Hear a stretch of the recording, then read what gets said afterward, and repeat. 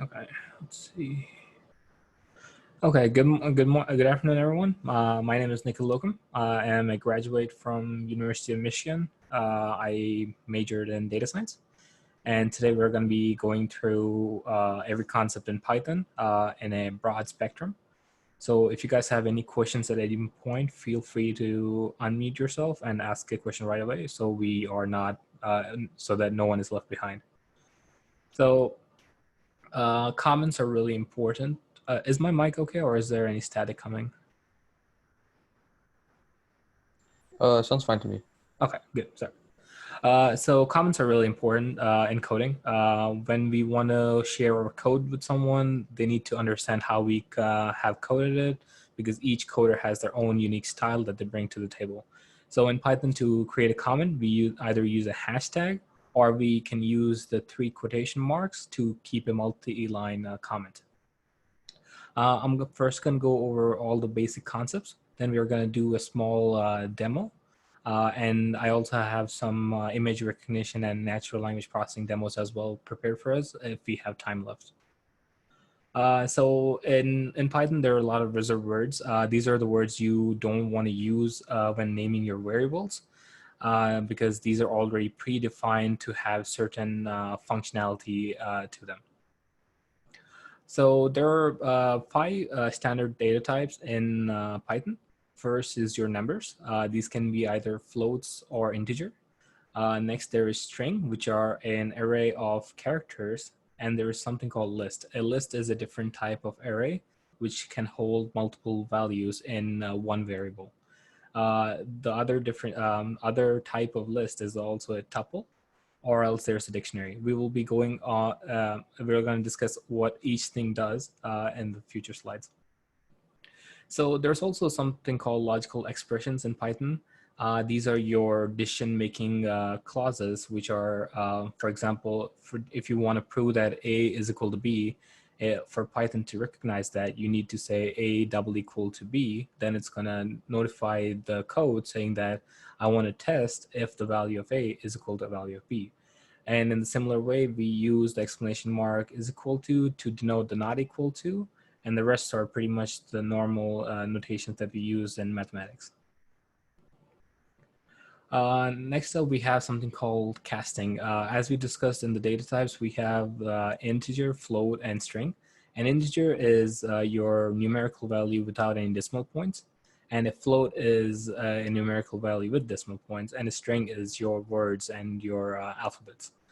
So sometimes in code, you need to be dealing with these data structures. And sometimes when you're creating project, you want to upload them into a database. And when you're uploading into a database, you need to give them a predefined data variable between these 3, so that there won't be any kind of errors that pop in your code. Sometimes people like to move your integers and floats with symbols together in string. So that's the only time you try to convert an int into a string. But do be careful when converting a string into an integer or a float, because you will run into different kind of notations, and sometimes it might throw an error because a string is denoted by the binary values, and it will be a bit difficult for it to represent into an int format. Next, we have string. A string, as I discussed before, is made up of characters, or is an array of different characters. A character is each alphabet by itself. So if we look at the string geeks, we can see that it has an index going from 0 to 4. All indexes in Python start from 0. They don't start from 1. And when you want to cut a particular part of the string, you use something called string slicing, which is just denoted by the format called, if you name the variable str, we just take str, open bracket, 0 to 2, which means that you're going from the 0 index till the second index, but the second index is not included. So whatever values you want to capture, it's always where you're starting, and n minus 1, that value, and you're going to get it. Or I'm sorry, n plus 1, and you're going to get till the end of that value. You can also denote these string splicing by using a negative index filter, which is by using a negative number so that you come from the backside. So for this example, where it's string 0 to -3, you're going from 0 and you're going till to the end of the index, and you're counting 3 steps back, which is 1, 2, 3. So you're splicing this area. Next up, we have our mathematical operators, which are pretty much the norms you see in all the maths and statistics classes. But the only different one we have is the modulus, which is the reminder operator. So when you use the modulus function, it brings you the reminder of the operation. Now we're going to be looking at decision-making clauses. This is a simple if and else statement. So you can have a bit of variation in these if and else statements. You can have only the if you want to just test one condition, or else you can have the if and else statement, which is saying that if this is true, do this, but if this is false, do the other step.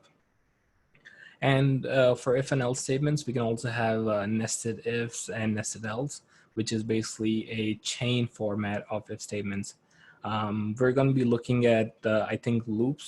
Yeah, we're going to be looking at loops. Then we're going to go into the Python IDE, and I'm going to show you whatever we discussed till now so that you guys have a good understanding. And if you guys have any questions, please do stop me and ask away, okay? Next, we have something called the while loop. Loops are really useful in Python, especially if you want to do some iterations, or you want to keep some kind of value or some kind of element to be rendered on and on. And while loop is actually really close to an if statement, because it also uses conditional statements to validate when the while statement needs to stop. So the general structure of a while statement is you usually denote your control variable or a random new variable, which usually starts either from 0 or 1, because you always go from the bottom count to the highest count. And then you start your condition. In the example, we can see that the condition is that if I is less than 6, we'll let this while loop keep printing I. And what we are doing inside the loop, which is really important, is that you need to keep a counter or an incremental, which keeps increasing I. If you don't do the right increments to I, this will go into something called the infinite loop. And when you go into infinite loop, your program is going to crash. So you got to be really careful when you're creating these loops. Make sure there's always a way the loop ends. So for example, in this while loop, if I did I minus is equal to 1, that means I'm subtracting I each time. I'm subtracting 1 from I each time this while loop is running. That means my condition, I is less than 6, is never gonna cease to exist. It keeps going down into the negatives, and I will always be less than 6. Next, there's something called for loop. This is probably one of my favorite loops in coding. I used it a lot of times. I don't use while loop that often because anything you can do in a while loop, you can also do it in for loop, but you might lose some efficiencies in some cases. But for loop is really useful for iterating through lists, tuples, or dictionaries, or even arrays. If you guys have learned about Java before, Java has this concept of arrays, but in Python, they don't have an inherent concept of arrays. They do it through the way of lists, unless you're using different libraries to get the arrays. And for loops are used in most of all the search algorithms, which are used to either change the order of how the numbers are in a list. So if it's going from like 1, 3, 4, 5, 7, 8, 9 in a jumbled manner, you can use a for loop. Is simple two-step process to arrange the whole list in ascending or descending order. This is the general notation of a for loop. You need some kind of variable or your list to be predefined before you enter into the for loop. And in while loop, if you can go back, we saw that we need to initialize the control variable, which is the I, whereas in a for loop, you actually don't need to initialize this control variable X, whereas the for loop itself in the notation, it auto generates it and it kills it as soon as you exit the for loop.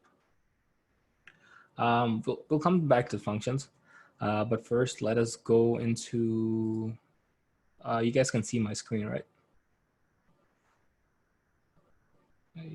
Okay, you can, okay, good. Okay, so far we learned about the different data type variables. We learned about for loops and if statements. So let us do like a quick dive and see how the code actually is done so that everyone has a good understanding. So this is called Spider. It is presented by Anaconda. Anaconda is a really good Python bubble, or which is like an isolated environment that you can have for Python instead of downloading Python for your computer. And out of all the IDEs I used over the time, I really like Spider, and it's really easy to maneuver and stuff. So in Python, data, your file structure is really important. Make sure that you have your working environment already set up and it is prepared and ready. Let me flush any variables that I have already prepared. Okay, so let us create variables. So to create a variable, just pick some name. It doesn't have to be super fancy. Let's go with the simple X. Let's denote it to an integer. Let's say X is equal to 10 and just run it. So if you come into your variable explorer, did someone have any question? Oh, never mind. So if you come into variable explorer, this is the one thing I really like about Spider. Anytime you run the code, you can instantly see what type it is and what's the size of that value. So that is an int. It doesn't have any decimal points as we discussed. Now let's create a float, which is, let's say 4.5. And let's run this as well. We can see that y is a float. So sometimes here you can see that I'm auto assigning it as a float, but sometimes you cannot see that. Imagine a client is sending you, or someone else is sending you this data and you're not sure if it's an int or float, and your whole code relies whether what type it is. So to find out what type it is, all you got to do is do type parentheses, and I'll give X first. And if you run this, you can see that it says that it's an int. And if you do type Y, we can see that it's a type float. So whenever you add, subtract, or multiply, or divide, or do the modulus between an int and a float, it always gets converted into a float because float supersedes int. So for example, if you do, let's see, z is equal to x divided by y, and if you do this, it's going to be turned into a float. Yes, it does have decimal points. That's why it might seem like it's auto converting into float. But let's say take some easier numbers. Let's say x is equal to 6. Let's do 0.0. And y is equal to 3.0. When we divide these two, we should get 2. And when we do this, also in Python, it's really flexible. So you see that I use the same variable name. It goes by the flow of the code, and I can keep overriding whatever value it has, so nothing is hard to find. And now if I do the same thing, where I do z is equal to x divided by y, it should be 2, right? But in the how it's defined is it also is defined as a float because you're taking floats and dividing it. Even if I make this x into an int and do it, it's going to be automatically converted into a float because one of the variables is a float. We talked about casting. Numeric casting is not too crucial in Python. compared to other programming languages, because Python is more flexible when you're doing these kind of casts. So if I do int y, I'll probably need to save it into something. Let's save it into y, so that a float is converted into an int. So we see that y is a float, but when I run this, y is going to be an int. Now let us look at the other data type, which is a string. So a string can be in the same way you denote any variable. Just let's do foo, and we can do this. For a string to start, you got to use the quotations. You can either use the double quotation or a single quotation. It means the same thing in Python. Let's say hello. Let's just say hello. And if you say this, you can see that there's a new data type called string. And now we're going to perform some splicing. So if you take foo and we do, let's do the LL. So to get the position LL, you should basically go from 0, 1, 2. So your starting index is 2. And you're going till 4, because always go one step or one index away from what you actually want. So now if I run this, I get that it's LL. So splicing is really useful when you're doing this, because if you know how the text is going to come. So for example, let's say my text has let's do some random numbers here. So let's do it like that. But I want to isolate hello. Yes, there are other ways you can do it. There are something called regular expressions, which are much more efficient in doing this. But if you know that this is how the pattern is going to come, you can go basically to the index where you want to start the hello. So 1, 0, 1, 2, so third one. And then you go 3, 4, 5, 6, 7, 8. You go to the 8th index. Sometimes when the list is really long and you don't want to count through the whole thing, you can always do -3 so that you come back to this index again. So if I do 8, it should give me, it didn't give me hello. Oh wait, I didn't run this. If I do this, it will give me hello. If I do -3, I believe, oh, it'll once again give me hello. So this is a really good way for you to isolate your text or edit or format your text. So now let us go into looking at lists. And as soon as we're done with lists, we're going to hop into our if statements and for loops. To make a list, all you got to do is think of variable. Let's do bank. And for a list, you do equal to, and you do the squiggly lines. Then you basically just keep making strings or numerics or integers or floats. So let's do hello. Oops. Let's do 1. Let's do 3.0.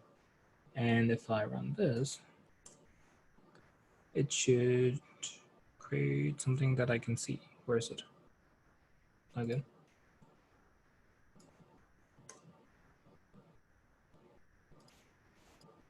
Okay.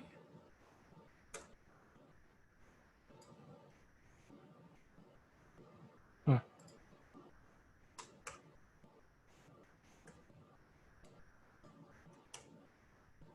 Okay, I don't know why the squiggly lines didn't work, but if you use the square brackets, you automatically create the list. List is going to be your best friend when you're working in Python, because you want to see your variables or data much more easier when you have a much more larger data structure. So you can create something called a nested list as well, which to do it, you just create this and you come down again and you do, let's do world, comma 2, comma 7.5. And if I run this, you can see that I created 2 types of sets, and both sets are in a list format. If you want to have a list of lists, basically how we created a list, we can use the square brackets. to do the same thing, and you get this. Now you get a list of lists.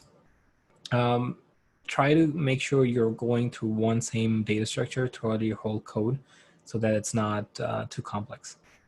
And to get to or access these elements, all you got to do is let's do ban. And if I only do ban 1, remember index starts from 0. So I'm getting the second line. So if I do this, I get the second list. But if I want to get into that list and get a particular element, I can do 1. And I can do 1 again, which means I'll get 2, if I'm not mistaken. There you go. I'm going basically to the second index, and I'm going to the second numeric, or in here I kept it as int. But now let us let us go over dictionary, then we'll go into if statements. Dictionaries are really important, especially if you are going to be creating any natural language processing. They come in really handy. So to create a dictionary, let me make sure I'm not skewing away from the format. Yeah.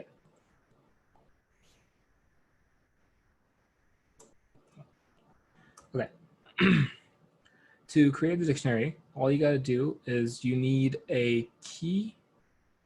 Oh, something happening?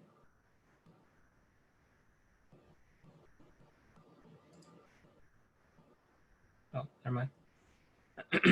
Okay. To create a dictionary, all you need to have is a key and a password. So for a key, let's say alpha, and I give it. Is it just me, or are there arrows going over the screen?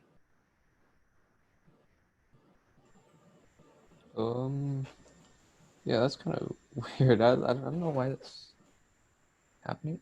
Yeah. Huh. Is it a Zoom thing, do you think? I'm not sure. I think it's a zoom. Yeah, it's all on all the screens. There's some setting somewhere that yeah, whoever is drawing the arrows, it's I don't think it's necessary, so it's kind of yeah, weird. be How do I I believe it's the option annotate, I guess. Yeah. is it something that you can disable? I'm not sure.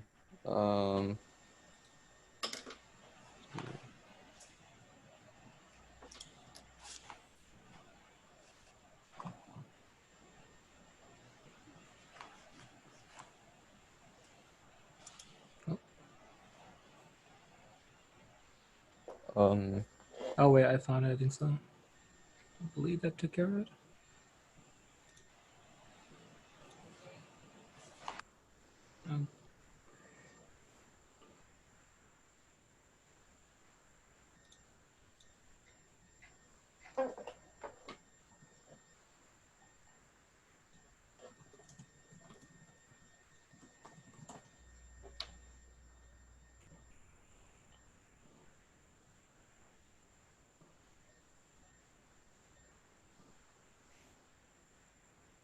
I think you need to go to Oh, there you go.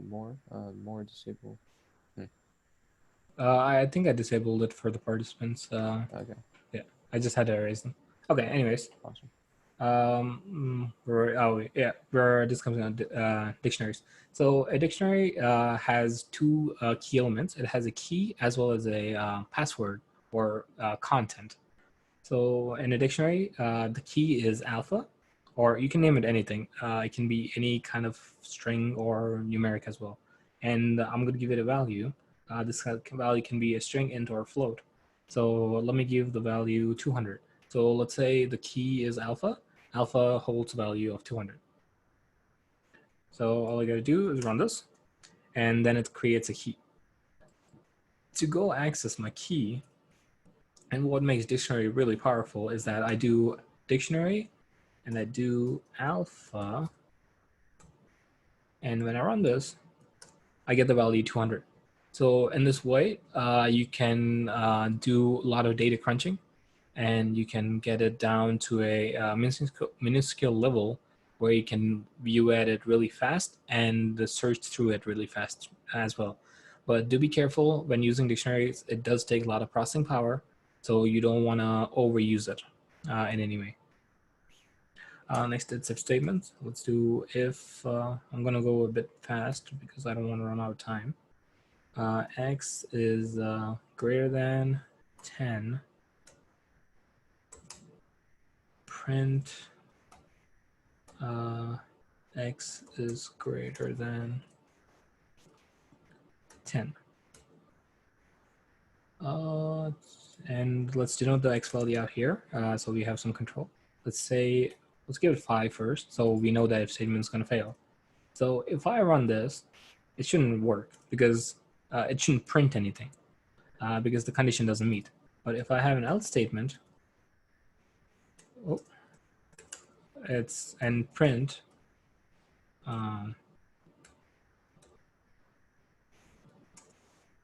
X is less. And now if I run it, because the top statement is wrong, because X is not greater than 10, anything else works. Even if X is equal to 10, it still fails because it is not going, it's not higher. It needs to be 10.1, then it's going to work, or any point increase. And it'll work to the top statement where it's saying that it is greater than 10. So to create a nested one, we can do a simple, let's do it in here as well. There's something called elif. Elif can be used as a extender of an if statement to go as a bullet point wise. So if we do X is less than 10 here, actually let's not do that. Let's do X is equal to 10. So we check the equal to status and we do print X is equal to 10. And let me change it back to 10, or actually just remove the float. And now if you run this, we see that X is indeed equal to 10 because the elif statement works. So the way the elif statement works is that it goes to the if statement. It's going to see if the condition meets, it will print this and it will exit out of the loop. If this fails, it goes in elif. And if this one fails as well, it goes into the else statement. So the case of where the nested comes is that, let's create one more. Let's do if X is equal to 5. And then we do one more if X is less than 10, print hooray. And then we can exit or leave it there. So what we're doing is that we're gonna, actually let me do it greater. So now what we're doing with the nested if statement is that we're trying to get the X value between these two ranges. So you're saying that it needs to be higher than 5 and needs to be less than 5 for this this block to run. This block can be anything. Here I'm just printing it for simplicity. So if we change the X value, let's do 4. Nothing is going to run. Oh, I forgot my colons.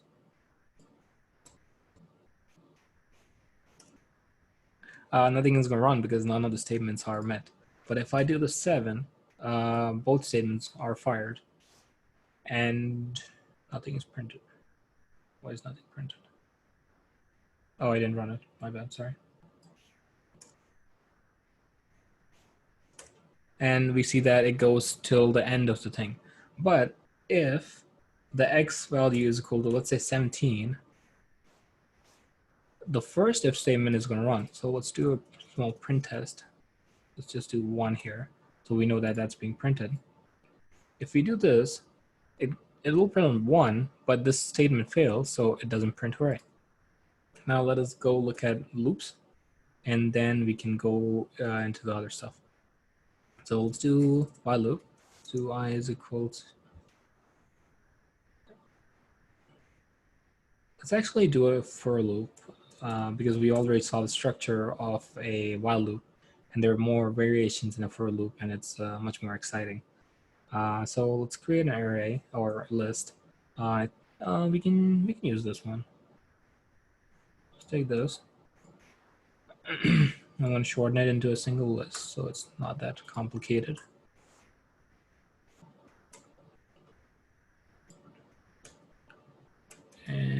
let me populate it a bit. Okay, so we're going to be using a combination of for loop as well as a if statement. So let's do for I in. So when we're doing for loops, you have two options. One, you can either do an iteration of the values in the array or in the list. So I'm going to show you what that means. So if I do for I in ban and I start the for loop, this means that I is going to take each of the index values in the list ban. And for here, if you want to see it, if, let's say, if I is equal to, just be careful when using this notation because sometimes it might fail because there is a different way to see string equality. So let's do it here. It should work if I'm not mistaken. Let's do print. Let's do just print hello with an exclamation mark. So what we're actually, let's go for the last one. So that's much better. Let's do test. So what we're doing here is that we have a for loop where it goes through the list and it sees where it is equivalent to test, and then it prints hello. So when we run this, it goes through the whole list and it prints test. There are other ways we can do this as well. Instead of doing this format, the other format I was talking to you guys about was the range format, where you equate I to a range of values. You do range of 0 colon length of ban. So what this does is that when you do length of ban, all it does is that it goes and finds the size of the list. I believe there's something wrong with mine.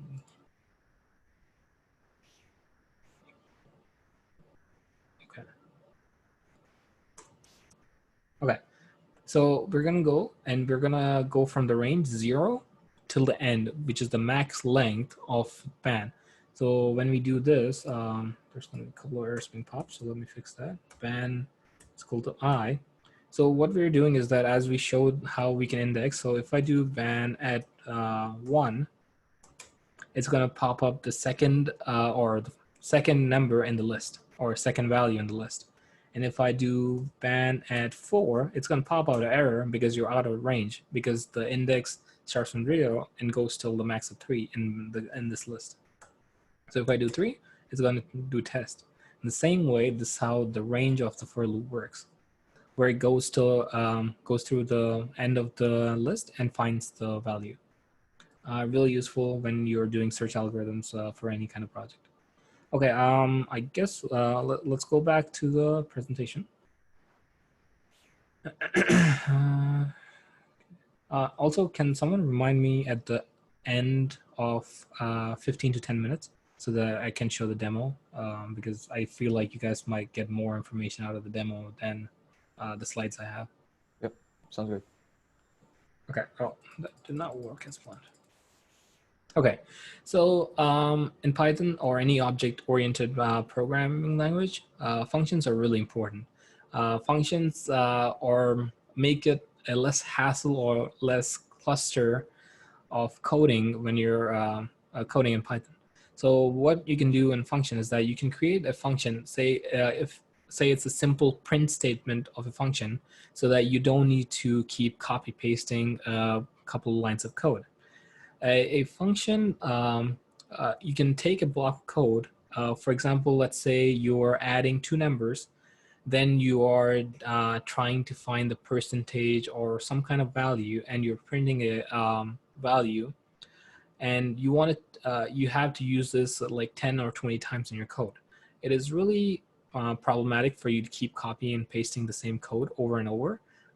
One, it doesn't look good, and 2, it is not efficient or time efficient. So what you can do is you can take that block of code, which is the common code, and you can drop it in a function. A function has two uses. One, it has a parameter which sends in data into the function. As you can see in this example, a parameter is given inside the parentheses. And this value, or this is a variable that you can use inside the scope of the function. And after the function runs, you can use the line called return, which returns any values you want to pump out of the function. To call a function, all you got to do is call the name of the function, and the function is processed, or it is iterated. You can keep functions in a for loop, but just be careful, because if your function is a high demanding processing power and you keep it in the for loop, and it's gonna crash your computer or your code if you don't have the sufficient processing power. There's something called lambda function, which is a small anonymous function. You don't usually use it that often, but there are some special cases you might want to use it. And there's a lot of good documentation in the Python website, where you can just see it's 2 lines of code. That's why I didn't mention it in the presentation. Next, we have something called classes. If you already have some previous coding experience, especially in Java, classes are Java's best friend kind of thing. And it's somewhat used in Python. I personally have not used it that many times, because Python is really nice and free flowing, and you can make libraries and stuff, these classes, which are a similar thing. But what a class does, similar to a function, instead of creating the same blocks of function that you're dropping down in the code, you can use classes to even go further step to simplify these problems. So in this example, we can see we made a class, my class, with only one object in it. So any variables made in a class, we call them objects because they're special. And when we call the class to a variable calling p1, if we do p1.x, which is the object in a class, we get the value which is assigned to this object. It can be a string, it can be a function, it can be anything you want. Next, we're seeing something called init function. Init function is really popular in coding realm itself, where it's a self-initialized function, which is hard-coded in Python, so you don't need to download any libraries or anything. Where when you give it this, you can basically give parameters to your class. So using the init function, you can do parameters for a class similar to a function. And then in the similar way how we do it in the before example, we can pull information from the objects into variables into the main function or main code. If you have already learned Python, you already know about the concept called inheritance, where if you have a parent class, you can pass all the information that's in the parent class to the child class. So this is a really cool way to do, instead of copy pasting all the functions from one class to the other class, just because there is a addition of class. So just to give a quick example, if we have a class called mammals, we can pass on this mammal class, because all mammals have similar characteristics, to more further differentiate them into different classes, for example, into human or dogs or cats. So inheritance really comes in crucial play when you have that kind of diversity in the type of stuff you're dealing with. I've been talking about scope throughout the presentation. A scope, there are 2 types of scope. There's global and there's local. So in this example, we can see that x is equal to 300 is a global scope, which means that you can find this value anywhere you want. But it's being overridden in this function where x is equal to 200. So when you print x here, it's going to come as 200. Even though you run this function, the value of x doesn't change from the global scope. So in easier terms, this means that when x is equal to 200 in this code indent, that means x is equal to 200 dies as soon as this comes out, and x will go back to 300, which is the global scope where this environment is present.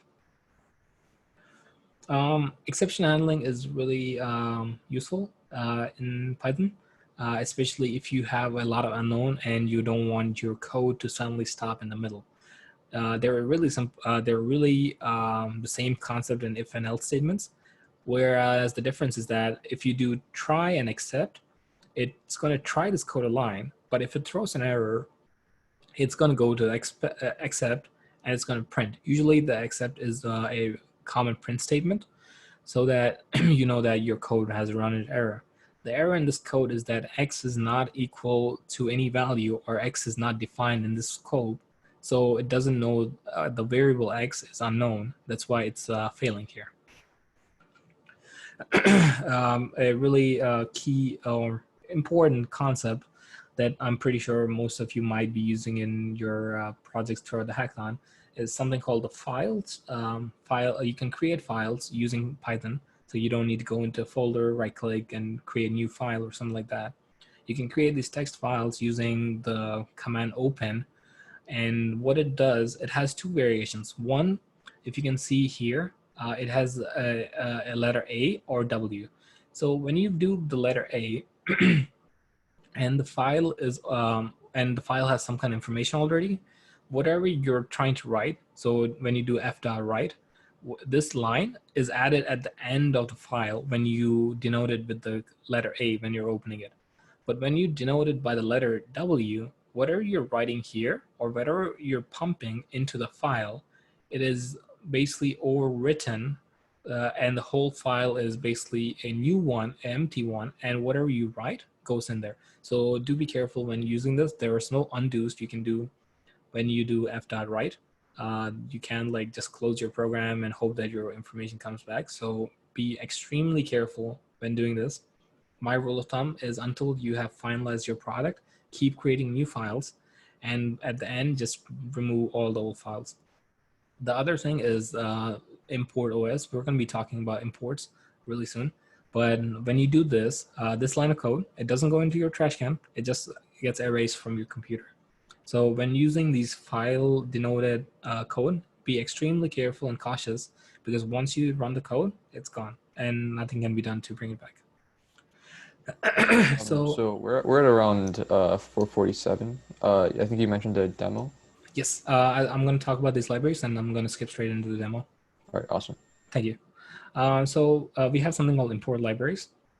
I mentioned briefly about NumPy. NumPy is used for numerical analysis of your data.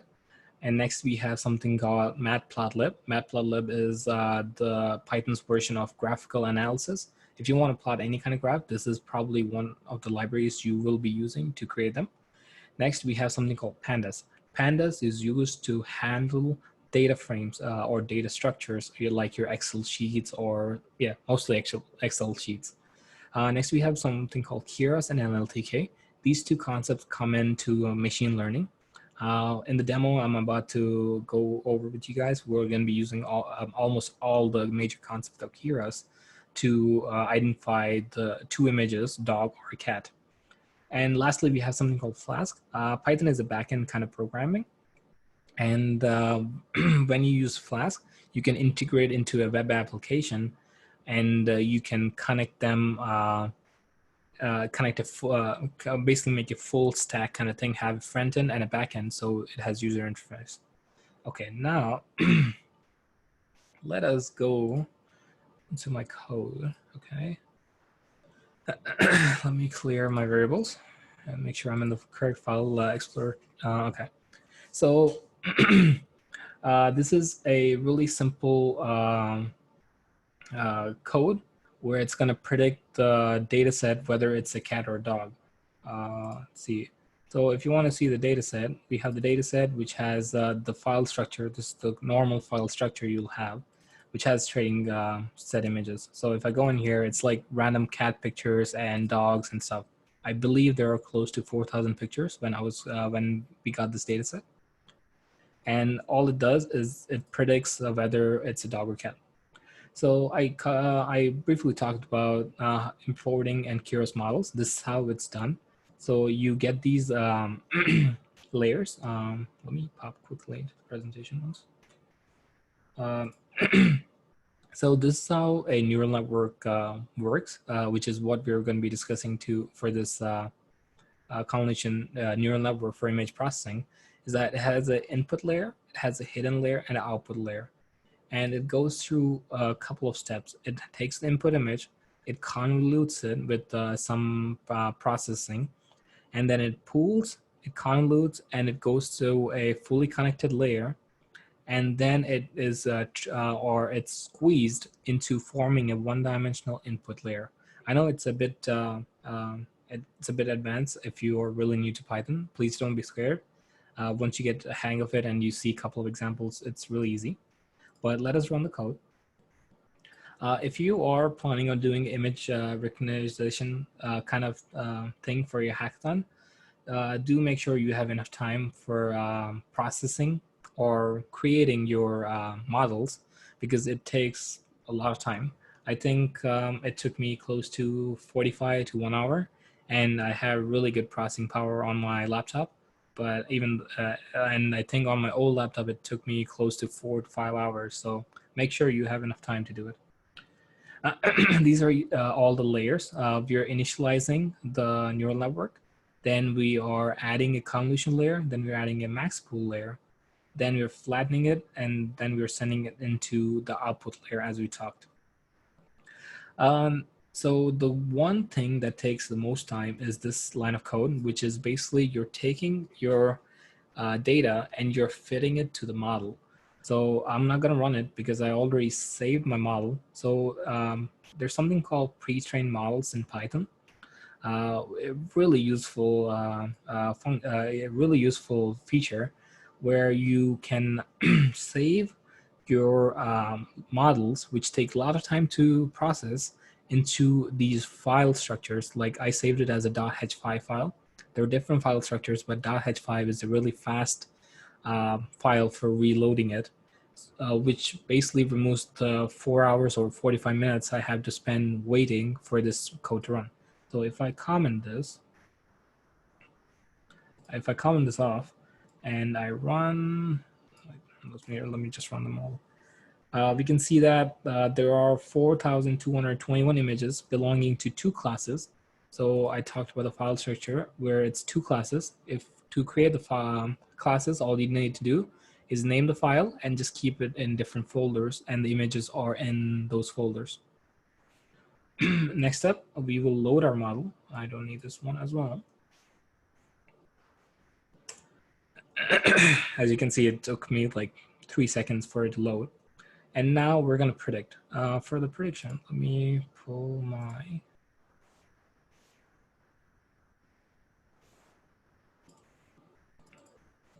Okay, so this is an image of cat. We can know it because we learned about it in our biology classes and we saw them outside and we were told that they are cats. But for a computer, you showed them a bunch of cat pictures, you showed them a bunch of dog pictures, and it has learned on its own to see what it is actually. So let us send this. It is called one cat. So in here, let's come here. Let's do one cat. Let me make sure I don't mess up the name. Is it a JPG? It is a JPG, okay.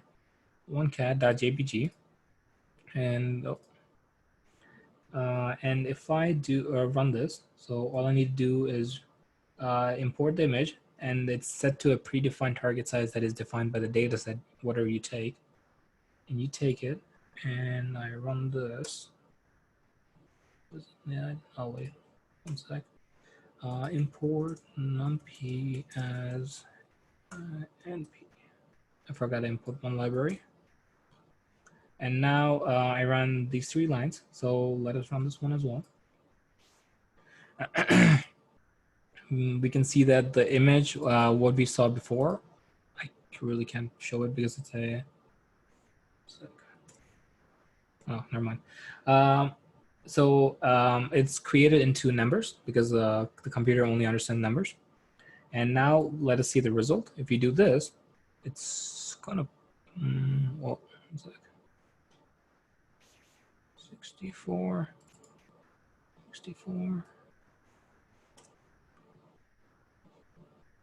Okay, it went through and it predicted that the class is 0. So here we are seeing that if you go back to our file explorer, the training set, you see that cats are class 1 and dogs are class 2. but indexing starts from 0. So it's class 0, class 1. So now if we go and give it a dog picture, let me take a dog picture. Let's take this one. Let's take 2dog. I believe it's a JPG as well. Yes, it is a JPG. 2dog.jpg. And if I run this, it's going to change. And if you go into variable, it does get it as a cat. This is probably because the accuracy is a bit skewed because I didn't let it run that much time. But you can see that there are some characteristics for this to be a cat because it's furry and stuff like that. Let's take one more image. Let's take this one. This one looks more towards has a dominating dog aspects. Let's go here, do 4dog, and let's hope that it predicts it right. It didn't get it. I'm not sure why it didn't get it, but that is the general concept. Let me take an image from the data set.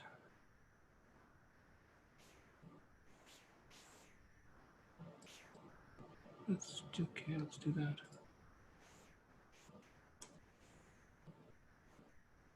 Training.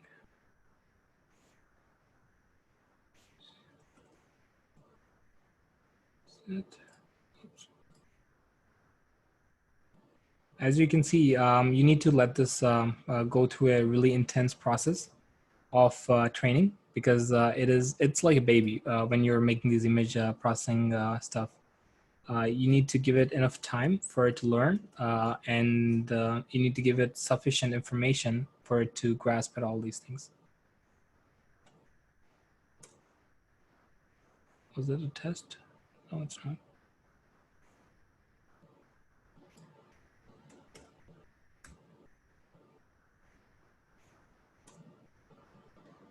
Okay.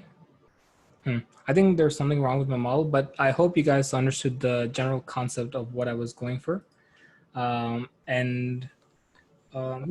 This is one of the image processing things, and you can use them for different things like traffic signs, sign language, inventory management, and stuff like that. For your pre-processing, you normalized it by dividing by 255. Does the Keras image pre-processing function automatically do that before? You're talking about this one, right? The rescale? Yeah, because so the way you trained it, all of your training data is from 0 to 1 as a float, right? Yes. So for your predictions, does it pre-process it like that as well?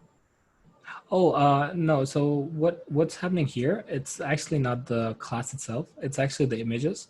So it's rescaling to that pixelization format, which is preferred by the Keras libraries, and it's being edited here, or it's being sharpened in a way so that some clutter and some elements are removed from the image, so that the training is easier and the processing power is less when you do it. So for the predictions, is it loading an image in a similar way? Because under the prediction excerpts, it does image.load image. So for that, does it divide by 255 as well? Yes, it's an automatic thing. I see. Yeah. So usually you don't do the rescaling here because when you do the rescaling here, you're basically changing the way the real image is actually there, which is kind of a wrong thing because you're forcing the computer to look at it in a particular way, and that always fails. And you really don't want to change it. So when you send in for these predictions, you send in these raw data without any kind of editing on them, so that it gets the best quality in the field. And as you saw, all my predictions for dog failed for some reason, and it's probably due to overfitting of how many cat images I have. Yeah. And it's probably over dominated by it. But when you're taking your data set for all these image processing things throughout all the projects I've done through internships in college, always make sure that your images have diversity and there are not one key dominating feature in a class which overtakes other. Make sure both have a similar kind of spread of data and key features that you are able to identify. Okay. So I think we're reaching our limit here for the Python workshop. Okay. So to all the participants for the giveaway.